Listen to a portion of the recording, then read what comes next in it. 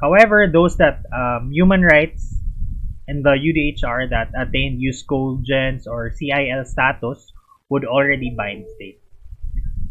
So we still cannot sue for the enforcement or refusal to follow um, the provisions of UDHR unless those provisions are already considered as CIL or use cogent.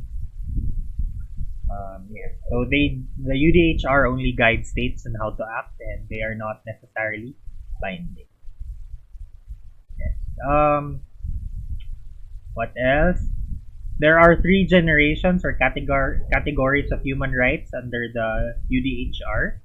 You have the civil and political rights. You have the economic, social, and cultural rights. And finally, the right to peace, self-determination, common heritage of mankind principle, environment development, and minority rights.